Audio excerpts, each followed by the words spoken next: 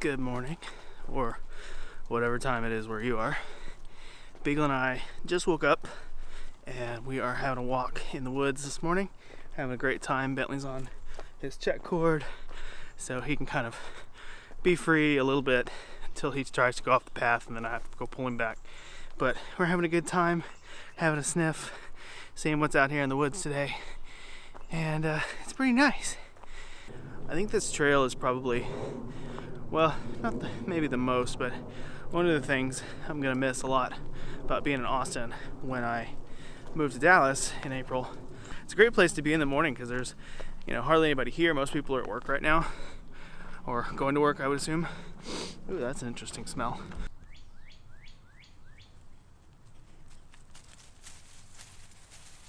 So last week I was talking about design language, and it's really fitting that I was talking about that because this week I've been down in the weeds in React and CSS Variables and using some new technology to build some new stuff inside Beaver Builder. And I wanted to elaborate a little bit on the level 1 idea for design language, because that's pretty much what I was doing this week. The idea is you're making all your core choices in one place. So your dimensionality, how your UI is going to size itself.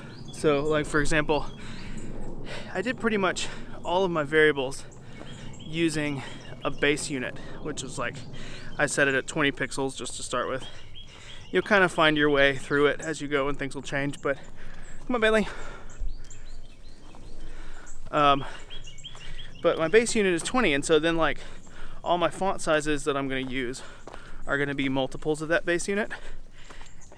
Potentially padding for things might be a multiple of that base unit, and the way you size different like toolbars and panels and stuff. And so what's cool is then you have this one variable that's controlling everything, and you can sit there in the browser and actually change that variable and watch everything scale. Like you get scalable UI for free, which has as a feature of a product, it's not so much a feature, it's more like a way to expose more accessibility without really having to do that much extra work. So like if you had a poor sighted user that, everything's 14 pixels or 14 point or whatever, and your app might be great, your contrast might be good, but that person just can't see it because they need larger print. This is a way that in CSS you could just scale everything up, and for that user that might be exactly what they need. It doesn't mean that your UI is necessarily going to look perfect all the time, but it stays pretty close to perfect. And there's some things you can do to make sure that as it scales up or down, that it kind of keeps looking the way that it should. That's kind of level 1. It's really about trying to put those core decisions that you're making in your UI in one place, and not scatter them all over your style sheet. I've done the same thing with colors. I've got a few different sets of colors. I like to work with colors in pairs, where you pair up a foreground and a background color so that you can measure the contrast on it and make sure that's what it should be. And so for Beaver Builder, in the design, I have normal contrast, foreground and background. I have what I call deep contrast and shallow contrast, foreground and backgrounds. And that allows me to do a lot of little containers and things inside the app, or sometimes states, like for tabs, what's the active state, what's the active tab gonna look like versus all the other tabs. And having that normal contrast, then deeper allows me to brighten something up, and shallower allows me to kind of push it back. But all of those color choices are actually based on the same hue. So I've got a hue variable that then all those colors using HSL are going to be calculated from. And so then that allows you to say, okay, well I want to expose this hue variable, and I can rotate the hue of the entire UI in one place.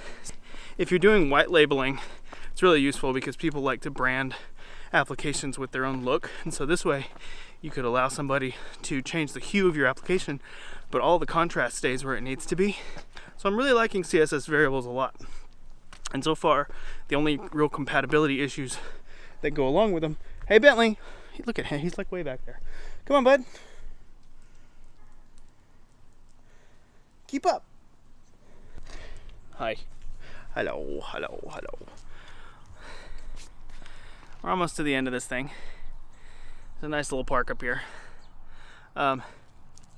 So the other part of this that I'm really excited about, really having a great time with, is React components. So, you know, if you're styling and you're trying to create kind of a language out of your styles, you create concepts all the time in your style sheet, right? You create a class and you know exactly how that class should be used, but class itself, that doesn't really tell anybody later how it should be used. And that's really where React components come into play, because in React you can write a component and specify what properties it takes, how those properties should work, and then internally that component can enforce your classes, the rules that go around them. And so then somebody in a React app can use that component and get what you wanted them to get out of the style sheet without having to ever look at the style sheet. So we're up here at the park.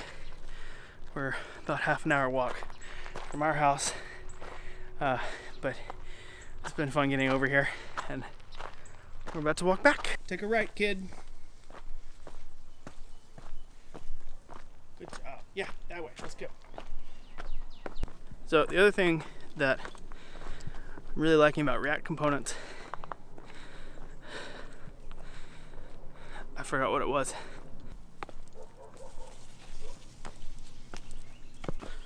Okay, B, you gotta like pick a side, man. So the other thing that I'm really liking about React components, since they keep all their data private, is you don't really have to do any of these, like adding classes in order to get something to show and hide, or you have a bunch of like modified classes for display block and display none on things, or just different situations in the DOM where you're adding a lot of body classes in order to get something way down the tree to style contextually. Because you can just render different components, you don't need any of that. There's no reason to like take one piece of DOM and transform it into 3 different looks. You can just have 3 different containers that have the look that you want at the time. It's interesting, when you look at the HTML that React puts out, it's like magically clean. There aren't any like data dash attributes, or you don't need them because you're not querying the DOM to find out something.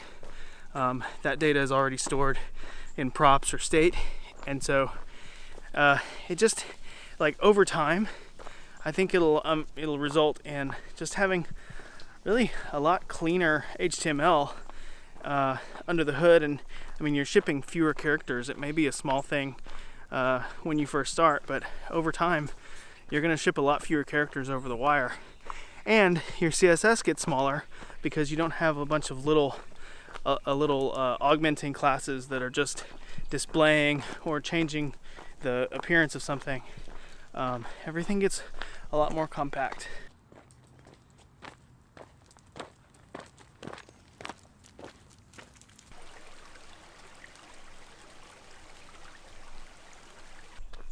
I always forget to do a conclusion, then I have to like tack one on right at the end.